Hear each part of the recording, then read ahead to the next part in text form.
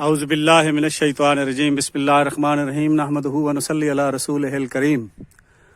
آج ہم آپ کو تحصیل لیاقت پور ریلوے اسٹیشن کے بالکل قریب ہی ایک عظیم میں اس لیے کہہ رہا ہوں کہ اس وقت یہ تجارت کا مرکز ہوا کرتی تھی، سینکڑوں غریب لوگوں کو یہاں سے روزگار ملا کرتا تھا اور یہ علاقے کی سب سے بڑی کاٹن فیکٹری شمار ہوتی تھی۔ یہ ایک ہندو سیٹھ نے لگوائی تھی یہ کاٹن فیکٹری۔ اب یہ راستہ ہوتا اگر ادھر جھاڑیوں میں سے اندر جانے کا تو کیونکہ اس کی ٹوٹی پھوٹی مشینری اب بھی اس پہ پڑی ہے، لیکن عمارت اتنی مخدوش ہے۔ اب یہ دیکھیں،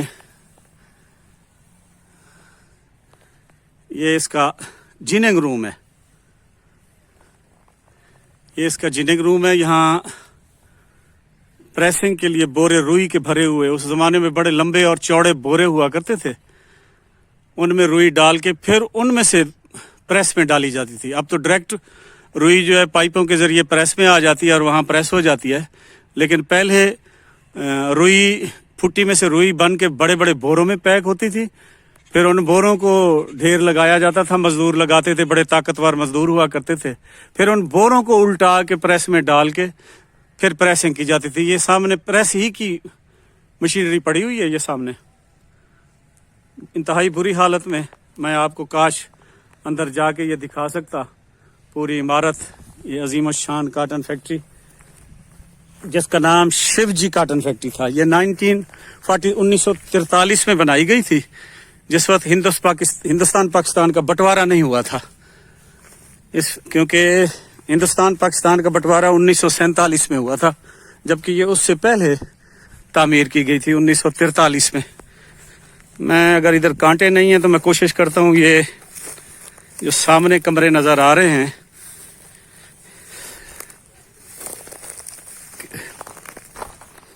یہ دیکھیں، یہ مختلف کمرہ جات ہیں، اور یہ جو اوپر آپ کو دوسری منزل دکھائی دے رہی ہے نا، یہاں کاٹن میں روئی بنائی جاتی تھی۔ یہاں رولر لگے ہوئے ہوتے تھے اوپر، اور ان مشینوں پر اس زمانے میں یہ رواج تھا کہ عورتیں ان رولروں کے اوپر بیٹھتی تھیں، رولر کے ساتھ پھٹوں کی جگہ بنائی جاتی تھی بیٹھنے کے لیے، اور انہی جگہوں پر روئی پھٹی کے ڈھیر لگے ہوئے ہوتے تھے۔ پھر اس پھٹی کو سوٹیوں کے ذریعے عورتیں جو تھیں، وہ جو آگے رولر چل رہے ہوتے تھے روئی بنانے والے، ان میں ڈالا کرتی تھیں، اور پھر بنولا جس کو آپ کاٹن سیڈ کہتے ہیں انگلش میں، وہ علیحدہ ہو جاتا تھا، اور روئی جو تھی وہ پھر نیچے جو بڑے بورے ہوتے تھے جو میں پہلے آپ کو بتا چکا ہوں ان میں ڈالا جاتا تھا، جن کو بھر کر پھر بہت بڑے بڑے بورے ہوتے تھے۔ تقریباً میں آپ کو اس طرح بتاؤں کہ 10 سے 12 فٹ اونچے اور 6 سے 8 فٹ چوڑے، ان بوروں میں پھر وہ روئی ڈال کے بھر کے پھر ان بوروں کو پیک کر کے فیکٹری کے پریسنگ مشین کے سامنے جو جگہ ہوتی تھی خالی، وہاں رکھا جاتا تھا۔ پھر وہاں سے پھر مزدور ان کو دوبارہ ان بوروں کو پریس میں ڈال کر پھر ان کی گانٹھیں بنایا کرتے تھے۔ اس زمانے میں یہ مشینری اسی طرح کی ہوا کرتی تھی۔ اب میں آپ کو یہ دیکھیں، اس کو چمنی کہا جاتا ہے، یہ دیکھیں اس کے اوپر میں زوم کرتا ہوں، 1943 لکھا ہوا آپ کو دکھائی دے رہا ہوگا، اور یہ اوپر سے دیکھیں،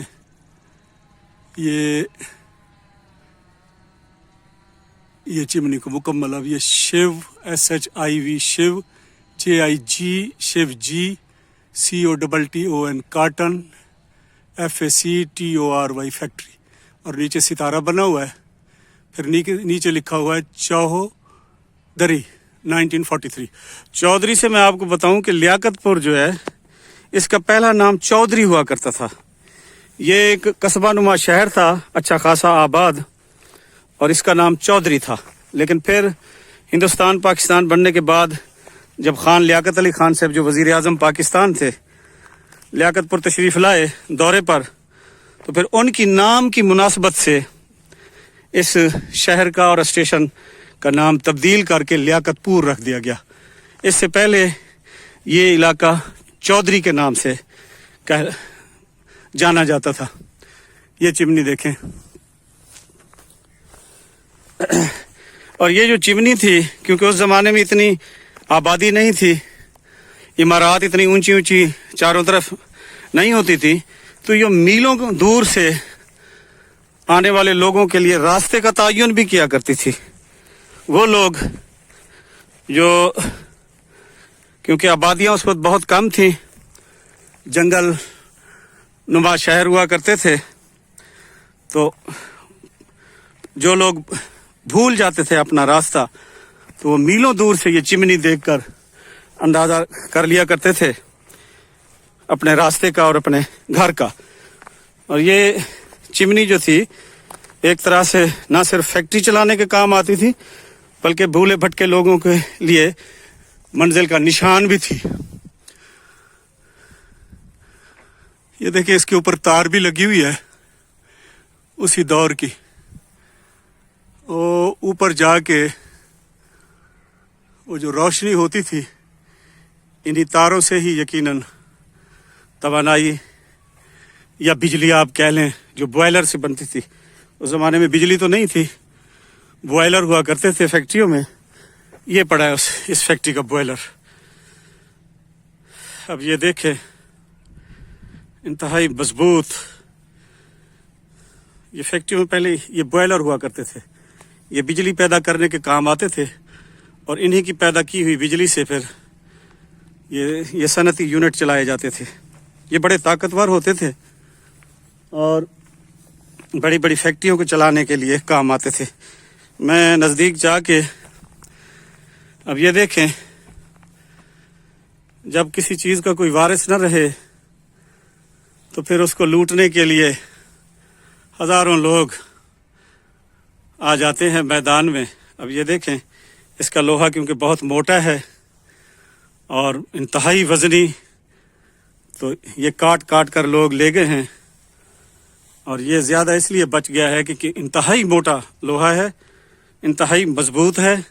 یہ دیکھیں، اب اس کو 1943 77 سال پہلے کا یہ بوائلر ہے، اور یقیناً اس سے بھی سال 2 سال پہلے بننا شروع ہوا ہوگا. ابھی تک ویسے پڑا ہے. صرف اس کو اگر ریگ مال ہلکا سا مار کے رنگ کر دیا جائے تو اس کی بناوٹ میں کوئی فرق نہیں آیا. نہ یہ آج کل کے ساز و سامان کی طرح ہے، ورنہ آج کل کا یہ بنا ہوا ہوتا اور کچھ عرصہ ایسے مٹی میں پڑا رہتا تو مٹی سوا ہو گیا ہوتا. اب یہ دیکھیں، یہ بھی ساتھ میں یہ ایک بیرک نما عمارت ہے. یہ دیکھیں، کوئی حال نہیں رہا. کاش یہ اتنی جھاڑیاں نہ ہوتی، تھوڑا تھوڑا بھی راستہ ہوتا تو میں یہ کاٹن فیکٹری آپ کو مکمل پھرواتا، کیونکہ یہ بڑی ہی عظیم الشان جگہ تھی. لوگ دور دور سے اس چمنی کو دیکھنے کے لیے آتے تھے. کاٹن فیکٹری کے اندر داخلہ تو انہی کو ہی ملتا تھا جو بیپاری ہوتے تھے یا ملازم ہوتے تھے. ہر کوئی اندر نہیں آ سکتا تھا. اس کی عمارت دیکھنے کے لائق تھی، اور خاص طور پر سیزن میں تو ایسے سمجھیں کہ اس کاٹن فیکٹری میں میلہ ہوا کرتا تھا. یہ ہے چمنی. ایک بار پھر میں آپ کو اس طرف سے بھی دکھا دوں.